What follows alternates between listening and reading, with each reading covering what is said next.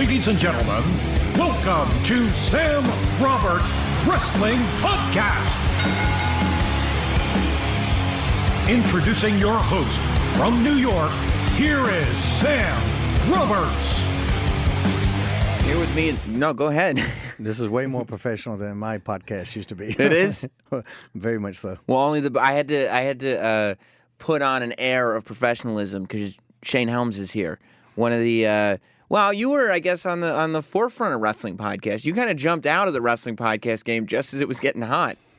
Yeah, it started to get crowded, so I was like, okay, I helped advance this little new scenario in wrestling. So once Steve Austin called me and asked for advice on how to do it, I was like, okay, I'm good. I've accomplished everything I can possibly accomplish. I'm not going to compete with Austin on a podcast. And two, like I had in-studio guests in North Carolina, and I was just like, I'm not going to start flying people in. You got New York. You got a lot of options here, Right. Smithfield, North Carolina, I don't have as many options to choose from. Yeah, you do. Then you get to a point where you're like, am I going to make enough money here to start flying guests in? Or I guess it could be just you hanging out. Yeah. The people that were kind of sponsoring my show a little bit, they were asking me to start to do more and more, which, as you probably know, sponsors want as much, material and product out there as they can get. Of course. I'm not a professional. That was something I was kind of doing as a hobby to take, to pass the time a little bit and just to see if I was going to have fun with it. And I did have a lot of fun. Mm-hmm. But it's more difficult, as you probably well know, than most people think. You don't just come in here and babble for a couple hours. There's a lot of preparation and setup and getting people involved. Well, it's weird. People tend to think that just because it's talking, like you look at what you guys do, and I know just watching it, I couldn't do that without years and years of training, and even so, I'm not athletically inclined enough to get that done. But a lot of people look at, like, what I do. Well, he's just talking. I can talk. Right. So I can do that. I can do a Yeah. podcast or a radio show. It's not a problem. Have you ever had a guest? This was a big learning curve for me. I had a guest, and normally when you have a guest on, they're going to have something to talk about. Sure. But I just assumed that. I didn't verify that before this guest came on. And I was like, so you got any big projects coming up? And they're like, no, not really. I was like, what's going on at the moment? Nothing really. Yeah. So you just came to my house to Like, all right. talk? You just thought it'd be fun to be on a podcast? Yeah, I was like, so then I kind of had to dig deep and, just kind of make it just a random, let's talk about current events type thing. And, we were able to pass the time, but that was something I wasn't prepared for. So from that show on, it's always, you got shit to talk about, right? Right. You're doing something. Yeah. Anything. Yeah. Oh, man. So you started wrestling at what age? The first professional match I had, I was 16 years old. And how long had you been training? I'm actually don't have any official training. Right. Yeah, I'm one of the. I think I'm the only guy that kind of to make it to this level in this. Just never had any training. I would go and bounce around with these people that had this little indie company that I had started doing odds and ends for at 13 odds and ends, but those guys didn't know what the hell they were doing either, and I could tell. I was kind of like, well, yeah, they let a 13-year-old come and bounce around with them. Yeah, but I was kind of showing them things at 13, mistakes that they were making. Is that just because you had a good eye for it? Yeah, I definitely had a good eye for it and a natural affinity for wrestling. I was like All-State my first year as an amateur wrestler. It was something I was kind of just had a natural gift at. I wish I would been born in a place or lived in a place where I could get into it, could have gotten into it when I was, middle school or younger, like you see in Iowa and, Penn State and stuff like that, to see kind of just how good I could have got. But only doing it in high school, I went All-State my freshman year, and I was pretty good at that type of thing. But pro wrestling I watched that way before the amateur stuff. You did? Yeah, way. So was it one of those things where you got into amateur wrestling going with no entrances, no chairs? No, Yeah, I don't understand. I thought this was wrestling. I'm ready for my pyro and shit, Yeah. When I went out for the wrestling team, I walked in and saw that mat. I'd never seen that thing before, I was like, where's the ropes? Yeah, that's a circle. It's supposed to be a squared circle, not a circle. And I was insane, too, that freshman year. I would DDT people, and the referee would call me for it. I almost had a guy in the figure four one time. You did? It was so damn close, and the referee blew the whistle, and he knew what the figure four was, too. He goes, you can't put a guy in the figure four, and I'm like, why not? Yeah. Nobody ever told me I couldn't. Right. Until then. Not great coaching then, I guess, either. Well, I guess it just never came up, and, Did you spin the finger like Jake Roberts before you dropped the DDT? Oh, no, I actually, that was pretty bad. I beamed this kid. One time, there's a kid from Havelock, too. Havelock's a school down North Carolina, obviously. But his coach ran out on the mat on me and is yelling, "You can't drop a mat on his head." I'm like, are you sure? Yeah, it's combat. I just did it. Just did it. Yeah. And I feel like I won. Yeah, I should. I still won, but I did get yelled at for that one. But I mean, I loved amateur wrestling and stuff like that. But pro wrestling was in my blood from the giddy up, and I only did the amateur stuff because of pro wrestling. My love for that. So you just figured that you had to do that in order to get into pro wrestling? I don't know. I mean, I still love the whole wrestling thing, and because I happen to be good at it, I stuck with it. I mean, it'd be interesting to see what if I wasn't good at it, if I would have still had the same timeline of what my career was. Yeah, and it's also one of those things too. I think when you're younger, sometimes like middle school, high school wrestling is as tangible as wrestling gets. Like you're like, I want to be a wrestler, but the only wrestling you know is like, well, there's a club for it. It's not like it is on TV, but it's something. Yeah. And I mean, I definitely wasn't the only one that thought that. There were other kids in wrestling that were big pro wrestling fans. And my coach was too, which helped. One of my coaches, my senior year coach, my coaches had changed, and he hated pro wrestling, as a lot of amateur coaches at that time did. And there may be some that still do. They hated the attention that pro wrestling gets as opposed to what the Olympic-style wrestling got. Right. Before MMA, there was no really advancement after the amateur career. If you didn't make the Olympics, your ass just went and sold cars or something, or you found something else to do. Totally. You had to find a weird Steve Carell type person to go live with for a while. Exactly, yeah. That what a strange damn movie that was, by the way. Foxcatcher. But but that's a good thing about MMA now, because it's something that the younger amateur-style wrestlers can build toward. Do you feel like if MMA was around when you were a kid, you would have veered more in that direction? I don't know. I love the performance art of pro wrestling. I love that aspect, but I probably would have gave it a shot. I mean, I went and took like boxing and stuff like that too, just to, because I kind of like the combat scenario anyway. And I mean, like I said, I was good at it, and that's why I kept doing it. But if I if I wasn't good at it, I might not have. So you just stop. So when did you realize that? So at what point? WCW was where people first kind of got a glimpse of you, but how long, if you started wrestling at 16, you were how old when you got to WCW? Well, I was 16, and that was in 1991, and I didn't get to WCW till 1999. Wow, so you already had 8 years under your belt. Yeah, and that was at the time when the indie scene was brutally rough. Like, indie guys today have no idea how easy they have it compared to the road I had to travel. The mid-'90s, like I can't even imagine what the indie scene must have been like. And they hated little guys. Right, well, WWF wasn't even, that's before WWF was even making money. You know what I mean? Like in that period. It was before the boom, yeah. Right, yeah. It was before the boom. It was the new generation era when they couldn't even fill half the arenas. So I can't imagine how bad indie business must have been. Oh, it was the shits. It was. In every, especially because there was no cruiserweight division at the time. So none of the big guys thought there was any money to be made with little guys. And what would consider the light heavyweights at that time, they were still like 220. They were still big dudes because it was all a big man's business back then. And I'm fresh out of high school. I was 140 pounds, and I'm getting into this, and I've been studying the Japanese style and lucha libre and European just through VHS. But you're aware that there is some kind of market for smaller wrestlers. There is in other areas of the world, right? Not yet in America, but right. I was especially not North Carolina. Definitely not North Carolina. Right. I think like Flying Brian had kind of popped a little bit, but still he was a big dude compared to what I was. Sure, at the time. He was jacked like crazy. And I would just have to get in fights like all the time because some big guy would like just try to beat my ass. But a lot of big guys back then, they were those weekend warriors that are in pro wrestling because they're not really tough, but this pro wrestling gives them the avenue to be tough. And then we would get in there, and I would just, they would try to like rough me up, but I was that little guy that would punch you in the face. Right. And if you're going to beat me up, then fine. You're not going to be the only one that's ever done that, but you're going to have to because I'm going to fight to the end of this. Right. And but that gained me some respect, and it gave me a little bad reputation for a moment. It did, but of course, because it's like, oh, this guy's got a bad attitude. That's what the big guys say once you punch them in the face. Right, when you're defending yourself. Yeah. When you're bullying, when they're bullying you and shit, it's cool. But when you fight back, you're the one with a bad attitude. So I had it for a little bit, but then once the guys saw that when I'm selling for them, I'm making them look like monsters. Right, because you're one of those first guys that's like just going flying across the ring. Yeah, so I was making a lot of guys look good, and then they would like me, and that would start to build up, And then my payoff would go from $10 to 20. Right. That sort of scenario. It was big money back in them days. Were there any of the guys that you came up with, did you cross their paths again once you were successful? Oh yeah, now they're like all my friends, and they kind of forget some of that shit. Right. You know? Right. And, you know, and Like, who'd you come up with? Like, who was in that era? Like, who did you interact with on the indie scene? Oh, nobody that you would know at that time. No. No, absolutely nobody. No. So you were like the only guy that came out of that. Yeah, yeah. that- The big myth is that me and the Hardys were all like, Right. we grew up together and we all trained together. Now I was in the business a couple years before them, and I never did like the backyard or the trampoline or anything like that. You know, when I went into it, I was right into the hard ring, right into the mix of it. Right. And there were some big shows that I was on. You know, especially on the indie. What would you consider a big show on the indie?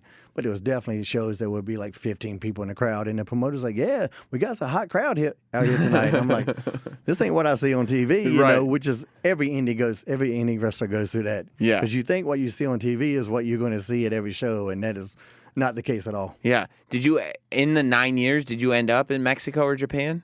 I went to Europe once, and that was it. You know, as far as doing international stuff. And keep in mind too, I'm still having to send out VHS tapes to get noticed. Right. This is pre-internet, pre any of that shit. So You can't like follow somebody on Twitter and send them a direct message and say, No. "Hey, I like your stuff." Oh, I like your stuff. it was brutal. You know, and you send these tapes out, and most of the time you wouldn't hear anything back. So you don't know what the hell people are doing with these tapes. They're just throwing them away or whatever. Right. I know I got a call back or a package back from Japan. There's a company called UWFI, and it would kind of do like a shoot type thing. Wrestling. It was real like stiff competition. And they sent me a videotape, and it just looked like something where they just would beat the shit out of me. And I was just like, well, I got no interest in going to that. They like my amateur credentials. Like I sent them all, you kind of send a resume type thing, and they like that. But then he sent me a tape of the guys I'd be matched up with, and I was like, all right, I think I'll just stay in America. Well, yeah, I mean, they probably were like, we got this little American kid who's got amateur credentials that we could kick the shit out of for a while. We could fly him up here, kick his ass, and send him back. There was one guy in particular named Gary Albright, and you could look him up at any point. And I was like, I don't want to fucking be in there with Gary. Where's the? I want to be in there with Jushin Liger. You know, that type of shit. That's what I was wanting to do. And but I mean, you still then around I guess 90 when the wrestling boom happened. Of course, that trickled down to the indies, and things started to pick up, and you started to see a lot of lightweight wrestlers, other ones come around. And things kind of got a lot easier. So I mean, I guess it's lucky that you started when you were young, because when you're young, it doesn't matter if you're successful or not. You got all these years in front of you. It's you think you're on top of the world anyway. Yeah. At any point, though, I mean, that's a long time before you end up in WCW. Did you think, well, this is just what I do? I'm going to end up just a North Carolina indie guy. I'm not going to make it at all. I don't know. I never really thought about it too much because I always saw the end result. I always saw where I could be. And it was just a matter of one day I'm going to figure out how these other guys are doing it. Right. Because I was in that mindset, which is dangerous for people to get in. And that's why I know it's dangerous, because I was in there at one point. Because you look at people on TV and you're like, I'm better than that. So in one way, that's encouraging, but that's a dangerous mindset to have, because then you start comparing yourself to other people. Right. When really your own worst enemy is always yourself. As long as you keep getting better, things should progress. And that could give you that really bad attitude. You watch, I mean, obviously I'm better than the Great Khali, but he was a WWE World Champion. So, that's a pill you got to swallow sometimes. You can't go around, I don't know why I'm not the world champion. I'm better than Khali. I mean, I'm pretty sure any wrestler hearing this is better than the Great Khali, but he still was a world champion. Right. Because guess what? You're not 7'6" and you don't have genie pants. Like, whatever it is, it's what it is. It is what it is. Like, you know what? There are probably people that thought they were better than you. Of course. When you were fucking getting victories over, like, legends. Right. You know what I mean? And they're like, well, I could put on a green costume and get a victory over The Rock or whatever. Yeah, exactly. So you're right about it all kind of coming full circle eventually. Well, especially with my character, because as you well know, everybody thinks comedy is easy until they try to do it. Right. And it's the most difficult shit to do. Right, especially in terms of being a wrestler. Yeah. Because you also then, you have to be able to figure out how to do comedy, but convince an audience that you're capable of beating this person up. Yeah. So that was that's the part that people that don't do our business and don't understand how tough comedy is will never understand some of the shit I went through. Just like as you just said, because I got to be funny. But now if I'm in a situation where I'm with The Rock or Ric Flair or something like that, now I got to go from being the comic relief to being a serious threat to these guys. And that's tough. Yeah, and not only that, but you went from being a boy band member to a comic book character. So it's like they were just throwing everything at you possibly that one would have to not succeed. Because none of that shit that I ever envisioned I would be doing. Right, the two least intimidating things I could think of. Right. Comic book nerd, boy band member. Yeah. And that's what we want for you. That's you. Yeah. We're gonna exactly. and we'll put you up with 3 other boy band members. One of them's gonna have braids in his hair and everything. And you're like, well, we got to figure out how to make this work somehow. Yeah, Is that the mindset when you end up? I'm the Hurricane or I'm Sugar Shane from 3 Count? Or are you going? I got to sit back and figure out how to make this work. Yeah, luckily, I think the effort I put into it and the commitment I put to those gimmicks is what made me, successful at it and what made me stand out. I didn't realize that that's what was going to happen. I just knew that's what I had to do. Right. When I had this opportunity with 3 Count, which is why WCW was going to put us on TV, it's like, all right, well, we got to do this as best we can. Yeah. And whether it succeeds or fails, if they see I'm good. I always felt if they saw me in the ring, then they would think I was good and good things will happen. And luckily, that kind of was the case. As I slowly, kind of, left Shannon and Evan and started to, kind of outgrow that pack a little bit. Yeah. And I mean, and toward the end of WCW, I mean, I was the best light heavyweight in the world at that time, and I don't have a problem saying that I was. Yeah. And everybody was still in my shit back then, Really? And there's a lot of stuff that's still going. Yeah, I mean, I was the little guy in the trunks and kick pads. I was the first guy to do that shit. And I mean, it's kind of commonplace now, but when I brought my little skinny legs out on that stage on Nitro for the first time, it was definitely like, what the hell is this shit? Yeah. How does that make you? So when you start seeing people stealing your stuff, how does that make you? How do you stay out of the mindset of, like you just said, in your mind, you're the greatest light heavyweight wrestler in the world, but you're not getting recognized as that necessarily. So how do you stay out of that sort of mindset of, no, I'm better than that guy. I should be getting credited as being the best? It just depends on whether you take it home or not. It's one thing, like I would say stuff like that on interviews and stuff like that. Yeah. It's not nothing I take home because, like you said, it doesn't really matter when you're at home. Gotcha. You know what I mean? There were a lot of guys at that time that were giving me credit, especially in like I say, the dying days of WCW. Almost every match of the night, Sugar Shane Helms was in there somehow. Right. And they might be giving the other guy credit. And they did that for a while because I sent one of those news sites a message one time on a message board. You did? Yeah, because it was like Sugar Shane, your match of the night was Shane Helms and this guy. But it would always give the other guy credit. And I'm like, there's a common denominator there. Right. Like maybe you guys can just give me a pat on the ass here and there. I don't know. Yeah. But we could tell like that what the style that I was doing, combining the American style with Lucha Libre and the European style and the Japanese style and just implementing little things from those different styles, which is kind of where wrestling is at right now with Ring of Honor and that thing. We were doing that stuff in Omega for years, even before we went to, I went to WCW. Matt and Jeff went to WWF at the time. We were all doing that really hybrid style back then. Yeah, that's what I was going to ask. Looking at wrestling now, like we're talking about you as this tiny guy that couldn't make it, but like you're bigger than half the heavyweights are right now. Yeah, you know what I mean? Like what do you think of what a huge change that's been? Just the size of the guys.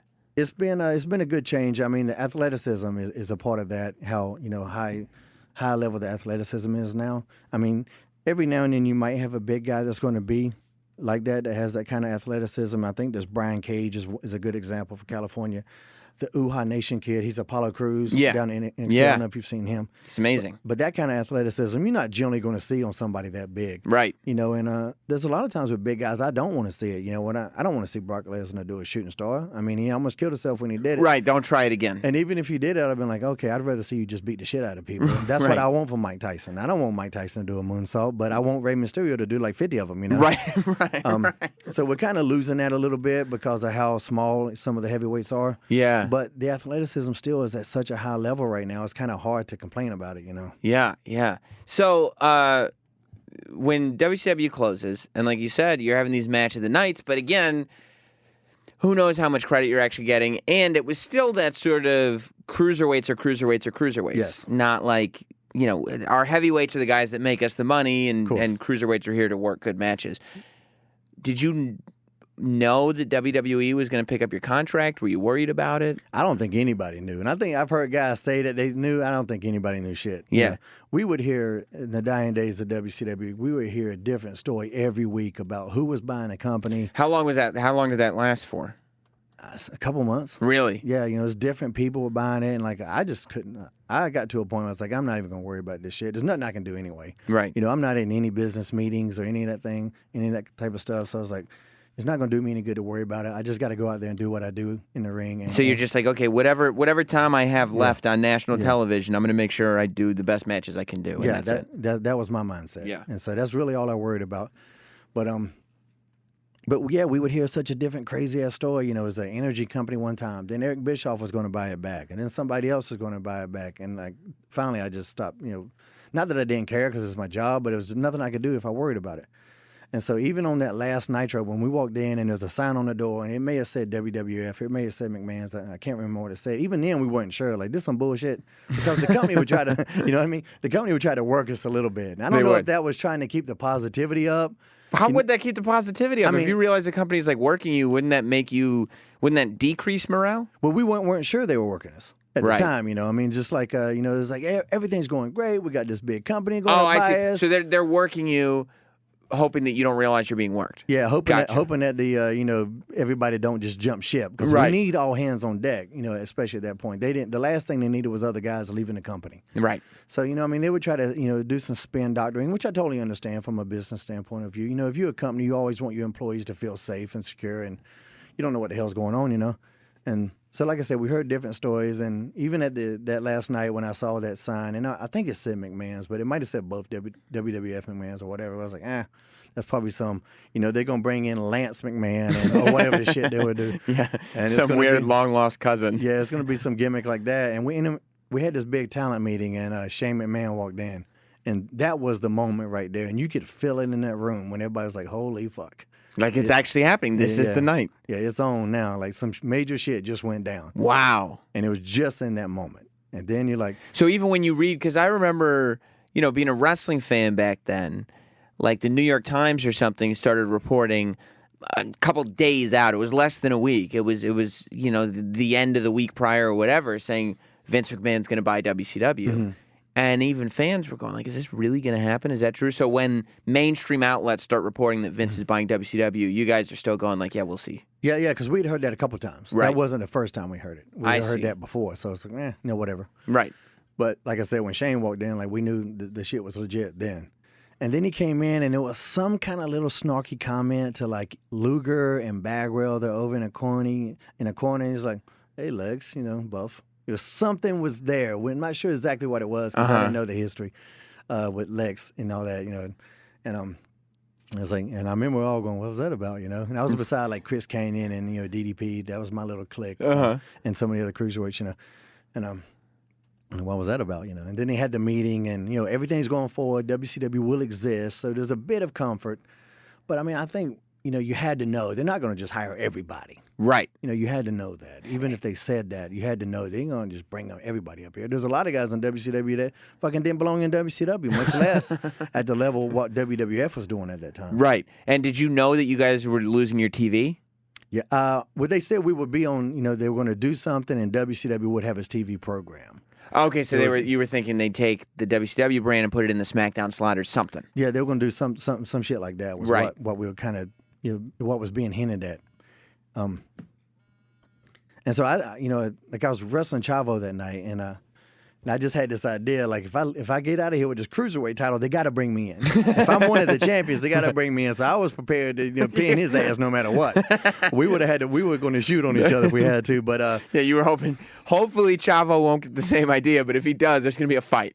So, but we went out there. Me and Chavo, you know, we're great friends. So we went out there and we did our deal, and I did leave with the title. So you put it in your bag and went home. No, I won the match, you know, and I remember Jerry Briscoe made like a really, you know, a compliment about toward me and stuff like that. And but that is such a funny way of thinking, though. That like, well, I mean, if they're going to keep WCW around, they're going to need the cruiserweight champion. They're going to need me. I got to win this match, you know. And I mean, you know, if the decision would have made to put Chavo up, I totally would have done that. Yeah, as it so happens, it was me.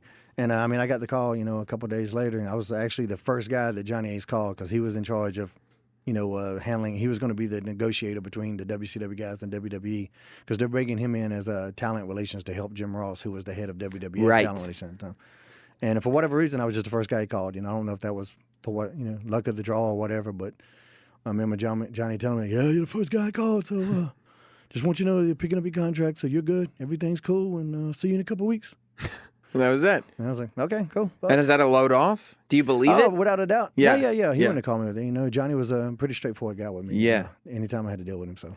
And I mean, you were actually in a good position because even though you'd gotten as much TV time as you had gotten, and 3 count was a big thing, it was still always way below the top of the card. Right. So I'm sure WWE looked at you as somebody that they could now mold into their own superstar, which is what they ended up doing. Yeah, probably, but I was a couple months out of 3 count at this point. Right. I was just by myself, and I had the girls, and they were coming out with me, and it was a very New York was what everybody called WWF at the time. It was a very WWF-style gimmick with the girls dancing on the stage, and then I would go to Sugar Shane and do my match, and we had got word at one time that, and you never know, it could have been horseshit or whatever, that, you know, that Sugar Shane entrance was something that WWF liked anyway. Oh, so maybe they wanted to just bring the character as it was. Yeah. We heard they liked the Demon too, the Kiss character. There's a couple other ones that we heard, and you know, there's no way to follow up on that shit. You know, just.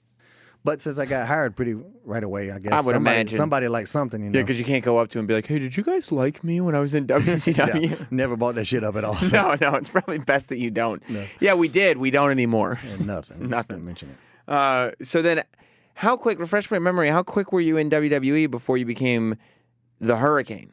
I came in. We did a couple house shows, and I was the cruiserweight champion. I was Sugar Shane.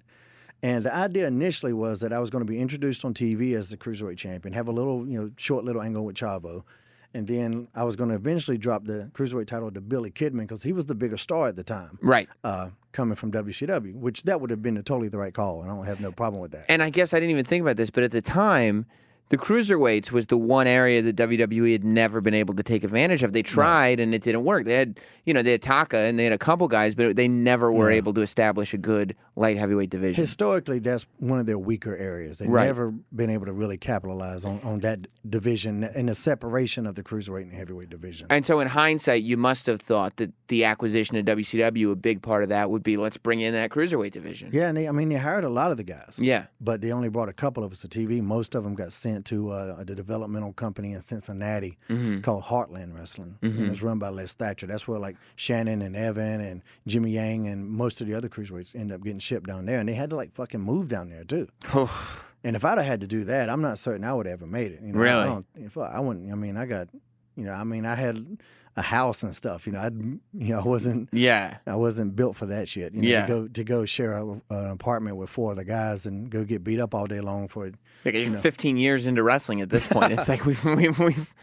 Yes, I mean this is 2001. Like I said, so this is my 10th year in this. I'm not going to go move in an apartment with Shannon Moore. I like him, one of my buddies, but I don't want to live with him. Right. But anyway, and then what happened? So that was what was supposed to happen. You know, I was going to eventually drop the title to Billy Kidman in Atlanta, which is where Billy's from, and that would have been it was kind of the WCW home base was Atlanta anyway. And then Billy was going to go on, and they were going to unify the titles with X-Pac, which is what they ended up doing. But that angle got hot-shotted because Booker T. Bagwell had such a bad match. Right, when they first said, okay, let's try it. Let's put WCW ring skirts on. Let's put, the WCW commentators out there. This is WCW. Yeah. And it just was terrible. Yeah, it wasn't good at all. You know, and, Booker's the last guy to take the blame for that. It wasn't nothing to do with Booker T. It had nothing to do with him. Think, and everybody knows what happened pretty much. So, especially since Booker T has since become a WWE legend. Booker T did everything he could do, but you can't get blood from a turnip. Country talk there, people. And so they looked at the rest of the roster and they figured me and Billy could have the best match out of everybody there, which is a compliment, of course. Sure. But then they also decided to go ahead and hotshot the angle and let's just do a title change. So my first actual night on WWE TV, and this is where it gets interesting, because I'd already had a backstage altercation with Bagwell where I cracked his fucking head open for him because he was an asshole. And when was that? That was they brought us up to get used to the WWE ring in this little training center in Stanford. WWE ring's a little bit bigger, and the ropes are different. The ropes, WCW ropes are still cable. WWE ropes are ropes. Right. And it wasn't a big adjustment for me. I mean, I got used to it in like fucking 10 minutes. Right. But we had to go up there for like a week to fucking, I guess do whatever. Anyway, Bagwell was a dick, and we got into it, and he hit me from behind, and I cracked him over the head with a bottle. You did? Yeah, I don't play, man. You didn't think to yourself, like, I just got picked up, Nope. Not when I get hit. When I get hit, it's on. We'll figure this shit out later. He just punched you in the back of the head? No, he slapped me in the ear. He was standing on the floor. I was sitting in the ring with my back to the ropes. And we were taking a break or something, and everybody's in there. There's like 20 guys.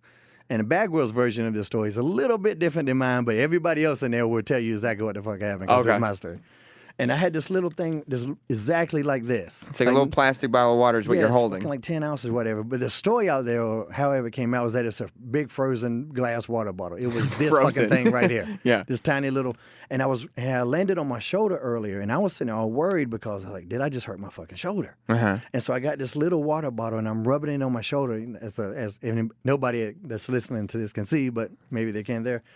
And anyway, everybody's talking shit like wrestlers do. Everybody's, we all just fuck with each other constantly. Sure. And he said something, and I just burned him really, really bad.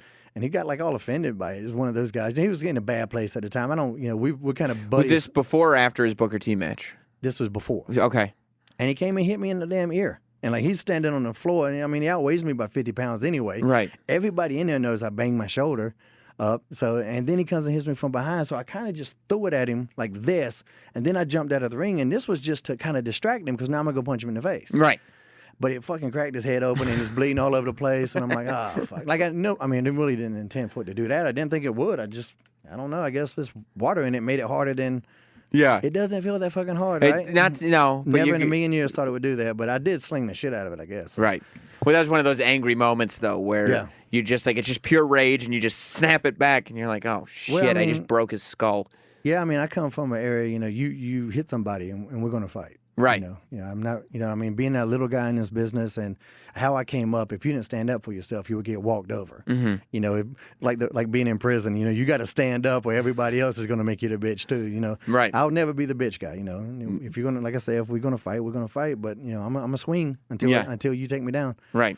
And, so anyway, I was worried about that, but nobody really gave a fuck.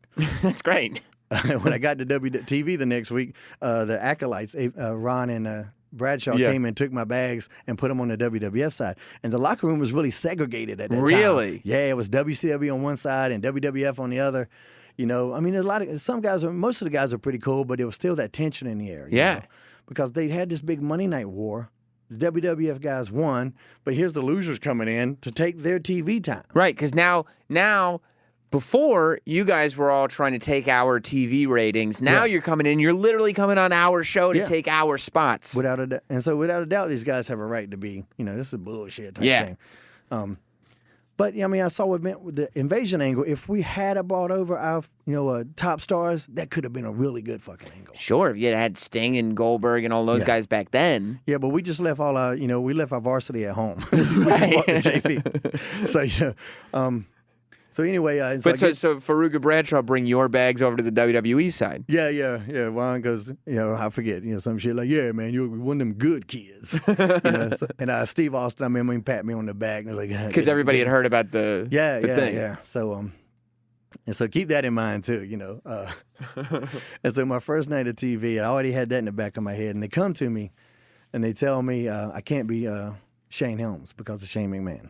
And I had kind of suspected that a little bit. So I was worried about Helms because Triple H. Hunter Hearst Helmsley. Yeah, but I was kind of hoping that's not his real name, so maybe they won't give a fuck. And I kind of call him Triple H all the time now. Yeah. So they told me I could use Helms, and they wanted to call me Hollywood Helms because I sound so fucking Hollywood, I guess. I don't know. Yeah. My only thought is that maybe were you not because thinking, of the girls with do you know where I just came from? There was another kind of top guy whose name was Hollywood. That was another thing. Like, Hogan had just been Hollywood. I'm like, that's a pretty big damn shoes to fill for some guy that half these people don't fucking know. Right. Because, that was a big thing. A lot of the WWF audience didn't watch WCW. Fans could especially towards the end there. Especially. Like, when you started getting hot is when people were going away from WCW. Yeah, WCW fans will stop watching WCW at that point. So, but, fans get really team-oriented in those situations, I'm a guy I can watch. I don't give a damn what initials are in front of the wrestling. If it's good, I'll watch it. But there are some fans like, are you WWE or WCW? I'm like, I don't fucking care. Whatever's good, I'm good. And they do it now with TNA and WWE too. And whatever. But so anyway, so I was kind of worried they weren't going to let me keep Helms, but they did. But they want me to be Hollywood Helms. I was like, what the fuck? That is terrible. And it might. I think it's actually playing on the Titantron that night. But I was like, can we just they said, what about Gregory? Because Gregory is my shoot first name, but I don't go by it. I go by Shane, which is my middle name. So they call me Gregory Helms at night, but they tell me I can't be Shane. So now I'm not going to be Sugar Shane. Right. Because that was the play on Sugar Shane Mosley. I'm not going to have the girls. No. I can't do the vertebraker. You can't. No, because Vince is afraid of. Now you're not afraid of it, but they had a couple neck surgeries back to back, in a year or two before I got there. So they're afraid of anything pile driver esque, and of course the vertebraker looks terrifying as shit. Right. And it's called the vertebraker too. Yeah, yeah. I called it there for a reason. Yeah. And my song is the vertebraker, so I'm not going to have my entrance music anymore. Oh. And I'm going to lose the title. So they just drop all that shit on me like in 30 minutes. Do you at least have some boots you can wear? I was like, oh, so I just knew I'm going to get fucking fired. Yeah. I figured it was because of that, the Bagwells. And I'm like, okay, they're just going to take the belt off me and get me the fuck out of here. You're sitting there like, my whole plan was to keep that title, and now they've taken my identity and...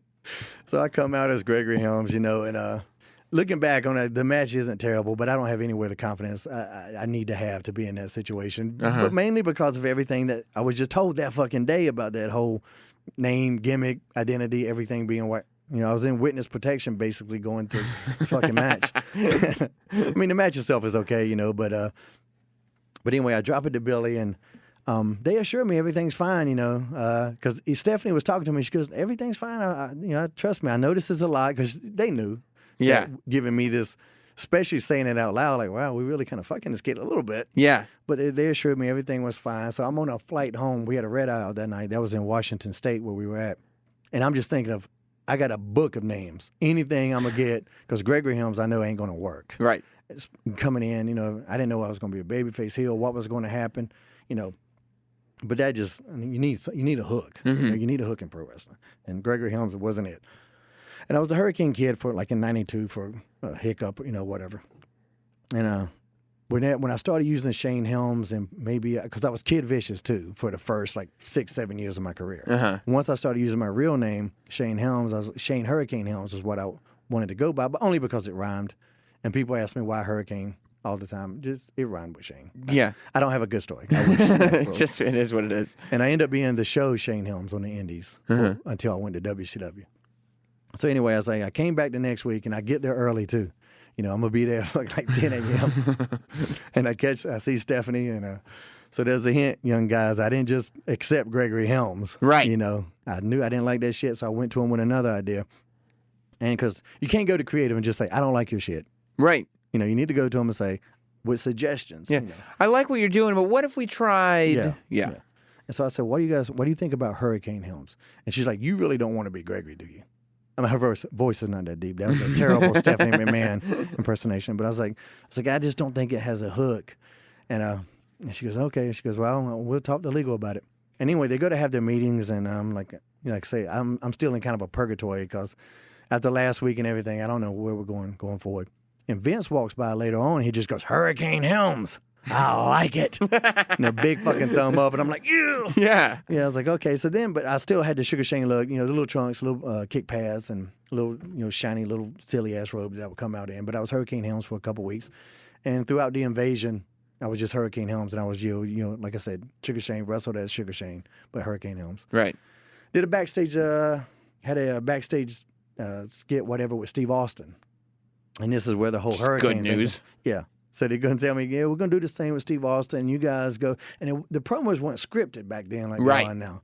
It was kind of like, yeah, y'all guys going to talk about whatever, and then, maybe he'll mention your tattoo. And it was kind of like just off the wall, And all I remember Vince on this time was there was a tray of fucking vegetables in there. Mm-hmm. And Vince goes, when you go in, maybe you eat a carrot. You and Steve, you talk back and forth, and this and that, and when you leave, maybe you eat a tomato. And every time, there's a couple different times when, before we actually did it, when he would come over and he would do the same spiel that maybe I eat a carrot, maybe I eat a tomato. And I'm like, oh, they're fucking with me. They stuck these carrots up somebody's ass or something. Like this is a rib just to get me. Because he seemed to be focused on this carrot and tomato. And then more you don't do it. than God damn it, I asked you to eat a tomato. I was so like, what in the fuck is going on? He's such a maniac. And I love him. I always got along with him. But he's a different breed of human being. No right. doubt. But you bet your ass I ate a carrot and tomato in that fucking promo. But I didn't really know what I was going to say, though, because I didn't know what Steve was going to say. Were you too busy focusing on the crudité? Yeah, I was worried about that. Especially the order. What if I eat the tomato first? Would that be bad? I don't know. He said maybe a carrot. Does that mean I should go for the celery? Yeah, you got that in the back of your mind. Right. And like I say, I didn't know what I was going to say because I didn't know what Steve was going to say. And he's Steve Austin. He can say whatever the fuck he wants. Mm-hmm. I'm just hoping I don't fuck this promo up. I don't know where this is going to go. Are there a limit to F-bombs? I know I'm the worst. You're fine. Okay, cool. I know, just checking. So anyway, I'll go in there and we start talking. He asked me about the tattoo and I go, for whatever reason, I start talking about the Green Lantern like it was a real person.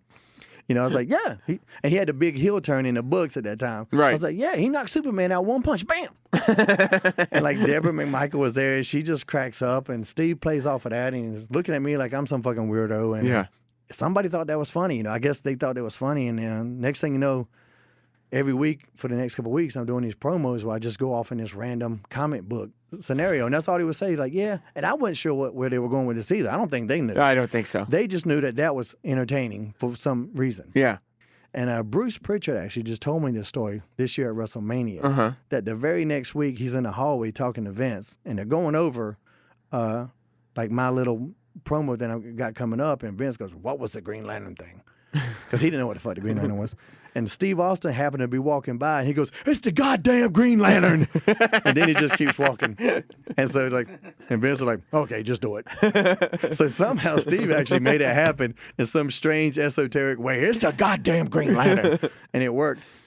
And then I would start, when I would do my little comic stories, I would take on that weird hurricane speech, which I don't know where the fuck that came from. I don't talk like that. Just a little quick burst of, what's up with that? I never planned to do that either. Right. I would just be doing this promo in kind of my serious voice, and then I would go, but that reminds me of the time that the Green Lantern, took on Black Adam, and I was just making up shit off the top of my head, and then I do, what's up with that? And I have no fucking idea why I did that either. But that's kind of where some of the best stuff comes from, isn't it? I think it's where most of the best stuff comes from. It's just organic, and you could hear the camera people laughing and the lights. Once you get them, it's like, okay, I'm onto something. Something's working here. So let me ask you about, you're talking about WCW and the final days and the invasion angle, and you, in the end of WCW, hearing every week somebody else is buying WCW, going out of business for this reason, and you're just like, whatever. The internet hears the same thing happening with TNA, which is who you're doing business with now. So you're saying it's my fault? Are you basically it's my fault? The curse of wrestling. Are you putting companies so. out of business? But is you're a guy who is in both locker rooms? Mm-hmm. Is TNA in the kind of trouble WCW was? I don't think so. The words are the things when I talk to them, there's a confidence coming from somewhere. Mm-hmm. Definitely not like the horse shit we were getting from WCW. There's definitely confidence there.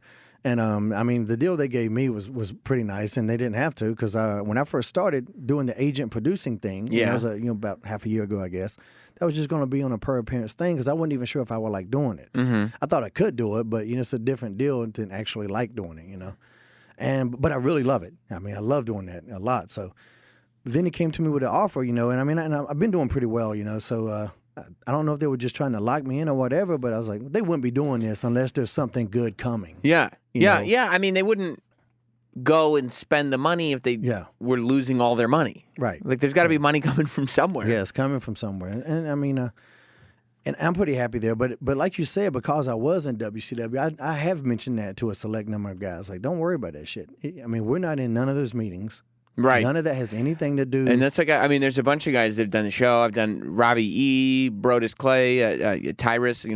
All these guys are all kind of saying the same thing, which is, look, I think we're fine. Mm-hmm. People have been saying this for years that we're going out of business. Mm-hmm. We keep going out and doing good matches, and that's all we're concentrating on. And we keep, and I read on the internet that people aren't getting paid, but all the people that I talk to, at least on the record and on microphone, have all said that they've gotten paid. So. Yeah, I don't know anybody that hasn't gotten paid. And I get paid on time. Ever since I've been there, I ain't had like one problem with them. So, and I don't think I'm on some pedestal where I'm like the first guy to look after. Right. I'm pretty much the newest guy there, so there's no reason I would be. But all the shit I hear on the internet, like especially about all the bad morale, it's like completely untrue. Because we went, because I read about that too. It's like, all right, I'm almost convinced too. Like one of the reasons I was in WWE so long was I kept the locker room happy. I mean, I'm one of those guys. I'll keep the party going. I don't like a lot of sad shit going on. And You're there to have a good time. It's wrestling. Yeah. I mean, and I'm just like that in life, And I mean, Batista talked about that in his book with me. When I saw him down, I would go to him and fuck with him and get his damn spirits back up. You know? And you need guys like that. Yeah. So. But when I heard that there was this bad morale, I was like, okay, then I have to go. Is that what I'm going to have to work on? Right. But I go there and everybody's just having a blast back there. I mean, it's work and you got to work. Right. But man, people are laughing and it's a good atmosphere. So I don't know where a lot of that shit comes from. I think it's like bandwagon stuff. One site says it, then everybody starts, and nobody's fact checking to see if it's actually true. Right. And I don't really know what's going on. Some of the media is very biased, and I'm not sure what the motive is. I don't know why they would be. I mean, if they're making money off wrestling news, they should want all the companies in the world to be good. Right. But they, if there's any bit of good news from TNA, it gets kind of glossed over. And if there's any bad thing, it gets like magnified and highlighted so bad. And I'm starting to really notice that more and more, obviously, since I've been there, probably because I'm paying attention to it a bit more. And you know the real story half the time. Yeah. You're like, well, that's not the way it went down at all. Yeah, at all. Right. And I think because some of the websites, not the big ones have been pretty cool about this world title series we got going on now.